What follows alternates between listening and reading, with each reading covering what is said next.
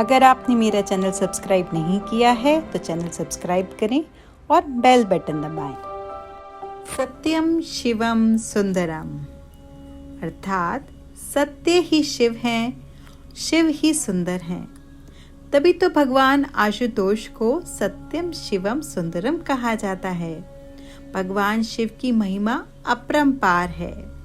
भोलेनाथ को प्रसन्न करने का ही महापर्व है शिवरात्रि, जिसे त्रयोदशी तिथि फागुन मास कृष्ण पक्ष की तिथि को प्रत्येक वर्ष मनाया जाता है। महाशिवरात्रि पर्व की विशेषता है कि सनातन धर्म के सभी प्रेमी इस त्योहार को मनाते हैं। महाशिवरात्रि वह महारात्रि है जिसका शिव तत्व से घनिष्ठ संबंध है। यह पर्व शिव के दिव्य अवतरण का मंगल सूचक पर्व है। उनके निराकार से साकार रूप में अवतरण की रात्रि ही महाशिवरात्रि कहलाती है। महाशिवरात्रि शब्द 3 शब्दों के समायोजन से बना है। महा का अर्थ है महान, शिव हमारे देवता हैं और रात्रि का अर्थ है रात। इन तीनों का शाब्दिक अर्थ निकलता है शिव की महान रात। हिंदू धर्म में मान्यता है कि जब हम अपनी प्रार्थना भगवान शिव को अर्पित करते हैं और बहुमूल्य जीवन देने और सुरक्षा प्रदान करने के लिए हम उनका आभार व्यक्त करते हैं। शिव को बिल्व पत्र, पुष्प, चंदन का स्नान प्रिय है। इनकी पूजा के लिए दूध, दही, घी, गंगाजल, शहद, इन 5 अमृत जिसे पंचामृत कहा जाता है से की जाती है। भगवान शिव को त्रिशूल और डमरू की ध्वनि अति प्रिय है, जो कि मंगल और गुरु से संबंधित है। आखिर भगवान शिव त्रिशूल क्यों उठाते हैं? त्रिशूल चेतना के 3 पहलुओं जागृत, स्वप्न और निद्रा का प्रतिनिधित्व करता है। त्रिशूल धारण करना यह दर्शाता है कि शिव तीनों अवस्थाओं जागृत, स्वप्न और निद्रा से ऊपर हैं, फिर भी इन तीनों अवस्थाओं के धारक है। शिव शंकर के डमरू का भी अर्थ है। डमरू को तांत्रिक परंपराओं से जुड़े भगवान शिव के साधक के रूप में माना जाता है। ऐसा कहा जाता है कि शिव शंकर द्वारा आध्यात्मिक ध्वनि उत्पन्न करने के लिए बनाया गया था, जिसके द्वारा उन्होंने पूरे ब्रह्मांड का निर्माण और नियमन किया था। ऐसा कहा जाता है भगवान शिव ने नृत्य करते हुए 14 बार डमरू बजाया और इस ध्वनि से व्याकरण और संगीत के द्वंद्व और ताल का जन्म हुआ। इसी प्रकार शिव के डमरू की उत्पत्ति हुई। भगवान शिव के गले में लिपटे नाग के बारे में पुराणों में बताया गया है। ये देवताओं के राजा नाग वासुकी हैं। वासुकी नाग भगवान शिव के परम भक्त थे, इसीलिए भगवान शिव ने गले में आभूषण की तरफ से हमेशा लिपटे रहने का उन्हें वरदान दिया। प्रजापति दक्ष द्वारा मिले श्राप से बचने के लिए चंद्रमा ने भगवान शिव की घोर तपस्या की। चंद्रमा की तपस्या से प्रसन्न होकर शिव जी ने उनके जीवन की रक्षा की और उन्हें अपने शीश पे धारण किया। महाशिवरात्रि की कहानियां। कई पौराणिक किंवदंतियां हैं जो महाशिवरात्रि के त्योहार से जुड़ी हुई हैं। जैसे भगवान शिव को विश्व के रक्षक के रूप में जाना जाता है। सभी देवता अमृत के लिए समुद्र मंथन कर रहे थे। समुद्र से बहुत सी चीजें निकली और उसमें से एक जहर का घड़ा था। जहर इतना तेज था कि घड़े का स्पर्श मात्र ही किसी को जला देने के लिए काफी था। घड़े को छूकर भगवान भयभीत हो गए और भगवान शिव से एक उपाय खोजने और दुनिया को बचाने का अनुरोध किया। जहर की शक्ति से चिंतित और अन्य देवताओं के अनुरोध को स्वीकार करते हुए भगवान शिव ने पूरे जहर को अपने गले में जमा कर लिया। माना जाता है शिव को जगाए रखने के लिए देवताओं ने पूरी रात नृत्य किया था। विष इतना शक्तिशाली था कि शिव की गर्दन नीली हो गई थी और उन्हें नीलकंठ नाम मिला।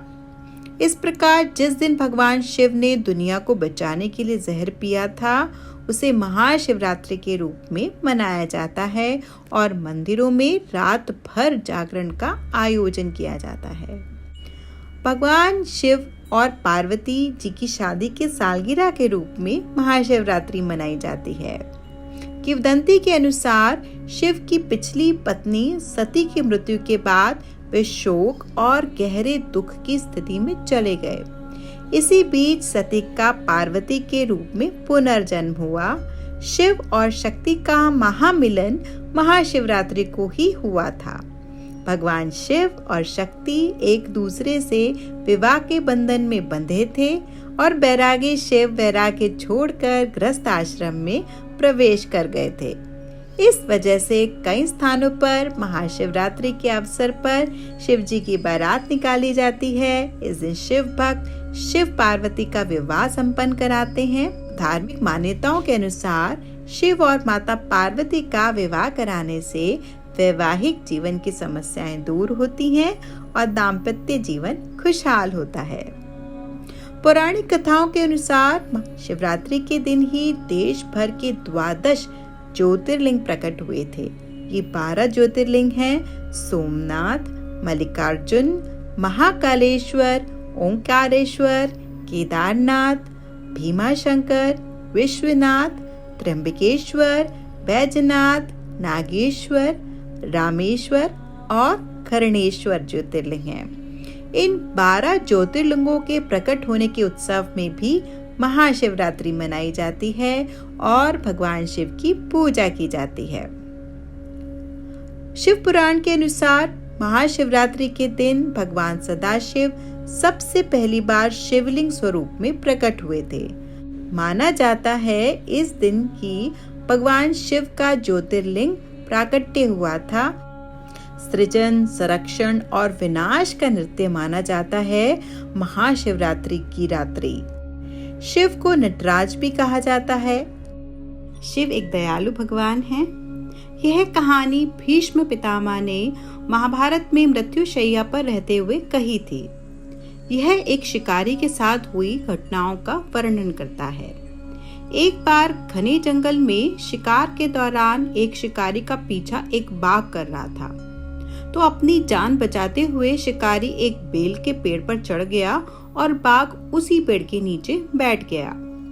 संयोग से पेड़ के आधार पर एक शिवलिंगम था, लेकिन शिकारी इस बात से अनजान था। शिकारी पूरी रात बेलपत्र तोड़ तोड़कर नीचे फेंकता गया ताकि जागता रहे और नींद में जमीन पे ना गिर जाए, जहां बाघ उसका इंतजार कर रहा था। आश्चर्यजनक रूप से बेलपत्र शिवलिंग पर गिर गए और इससे भगवान शिव प्रसन्न हुए। परिणाम स्वरूप बाघ सुबह दूर चला गया और शिकारी घर चला गया। पर जैसे ही शिकारी अपने घर पहुंचा और भोजन करने वाला ही था कि एक दुर्बल और दरिद्र व्यक्ति भोजन मांगते हुए उसके द्वार पर आ खड़ा हुआ। अब रात भर भूखा रहने के बावजूद शिकारी ने अपना भोजन उस अजनबी को दे दिया। शिकारी द्वारा दयालुता का यह कार्य जिसमें उसने पूरी रात शिवलिंग की पूजा की और एक गरीब अजनबी को भोजन कराने के बाद अपना व्रत तोड़ा, इससे भगवान शिव बहुत प्रसन्न हुए और बदले में शिकारी को आशीर्वाद दिया। शिवरात्रि में रात भर जगने का महत्व बताया गया है। इसके पीछे साइंटिफिक रीजन भी है। कुछ लोग पूरी रात पूजा करते हैं तो कुछ लोग शिव पार्वती विवाह के तौर पर जागरण करते हैं, पर इसका एक साइंटिफिक कारण भी है। कहा जाता है इस रात को ऊर्जा का प्रवाह ऊपर की ओर होता है। इक्विनोक्स यानी इस समय ग्रह का सेंट्रीफ्यूगल फोर्स एक खास तरह से काम करता है और यह बल ऊपर की ओर गति करता है। यानी यौगिक परंपराओं ने यह नियम बनाया था कि कोई भी इस रात को सोएगा नहीं, लेटेगा नहीं।